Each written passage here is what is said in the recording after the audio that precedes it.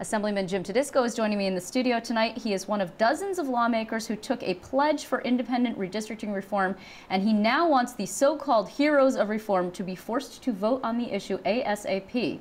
Assemblyman, nice to see you. Liz, it's great to be with you. So you have sent a letter to the governor, and you are saying if there is an extraordinary session, please put redistricting reform on the agenda. Your bill calls for a constitutional amendment, is that correct? Right. I sent to the governor and to Mr. Sampson and to Speaker Silver, the leaders, and suggested that all the reform groups, League of Women Voters and IPERG, and about 140 of the members who were running this year and the candidates took Mayor Koch's pledge, New York Uprising, as their #1 issue in that pledge was to change redistricting. So it was an outside independent commission, nonpartisan, and take politics out of it. You know, I was listening to Senator Carlucci. Senator-elect, correct. Carlucci. Yep. I mean, I got socks older than him, Liz. But, he's 29. You have 29-year-old socks? That's 29 years old. Well, I'm a conservative. Let me just ask you this, though, Assemblyman. The pledge that you signed actually is for a bill that, as you mentioned in your letter, Assemblyman, soon-to-be Senator Mike Gianaris actually is carrying, and it is a statutory change, not a constitutional amendment. So will you be sufficiently satisfied with that, with the statutory change? That's absolutely. Okay. I think any way we can get our foot in the door to creating districts that are based on commonality of the villages and towns and cities that create our districts, and take it out of that triocracy that the senator was talking about previously, those 3 men in a room.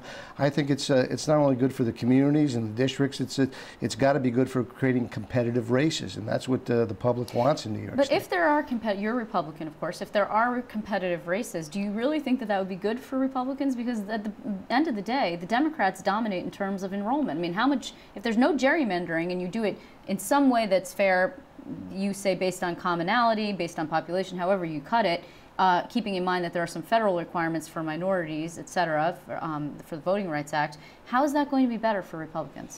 Liz, you just put your finger on the most important issue here. It shouldn't just be good for Republicans or Democrats. It should be just good for the public.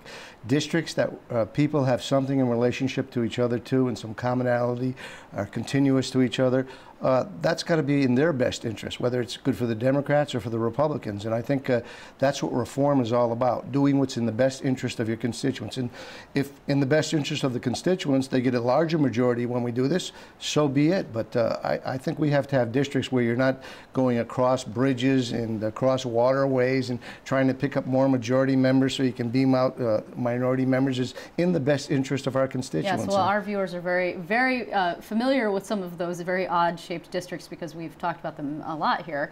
I want to ask you, have you received any response? We just sent that out today, so we haven't received the response yet. Are you expecting to?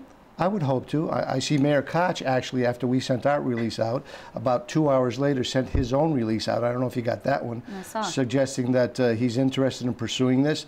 And the important thing about this, if we go to a constitutional amendment, that's going to be rock solid. Right, but it's very hard to do, right? Yes. I mean, you have to have 2 independently elected legislators pass it, and then you have to put it to the public. It could be 2 years or more. I mean, actually, at this point, if we did it in December, that would be one body. If we did it next year, that would be the second body. That would mean the following year, 2012, we could vote on that by the public, and it would be ready for the next redistricting after this one. You know, you have been actually more vocal of late. You were a little bit muted, for you particularly, after the loss in New York 20 in the special district. I'm just curious, you're just sort of coming back out of your shell? Are you planning something in particular? No, I'm not planning anything. I was a leader at one time, so-called leader of the 4 leaders and the governor. But my feeling is that I've always been a leader out there, and there are a lot of leaders out there, and it's based on the character, content, and quality of your ideas, the ability to communicate those ideas and stand up to the very powerful special interest groups out there. So I wish there were more leaders out there who are not what so-called designated leaders that are standing up for reforms like this. You've got a new young 29-year-old senator. He's full of vinegar, and he's ready to go, and I'm excited for him. Now, I was that way many years ago when I started, but I'm that way now again. And when you're not that way and you get out of bed, I think it's time to leave public service. You lost that special election that I just referenced by 400 votes. Yeah. In that same district, we see now a Republican, Chris Gibson, has won an overwhelming victory against, and actually ousting the gentleman who beat you, Scott Murphy.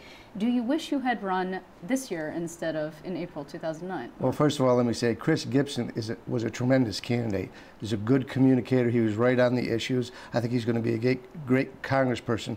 I ran at a time where Barack Obama was actually more popular than during the November election, because people in February and March of his first year really wanted to see what that change in hope was all about. And the metaphor is this. Basically, what they did in that campaign with $2.5 million is put the dysfunctional legislature's head on my body. I was the only one running from the legislature on that. Scott Murphy put Barack Obama's head on his body. He was an outsider, and now that's just reversed 1 year later. But do you wish you had waited? Oh yeah, I think it would have been a better climate for me if I had done that. But hindsight is 20/20. You know, I'm proud of the campaign I ran. It was a 0.5 percentage point we lost by. Timing is everything, Liz, in these campaigns. But I enjoy being an assemblyman from the 110th Assembly District, and this call for redistricting reform is an illustration of the work I like to do, reform. Well, you're actually, and your ranks are growing too. You have more Republican colleagues, Tremendous. so we will be sure talking to them and talking to you again. I want to thank you very much, Assemblyman Jim Tedisco, for coming in and joining us. Thanks this for evening. having me, Liz.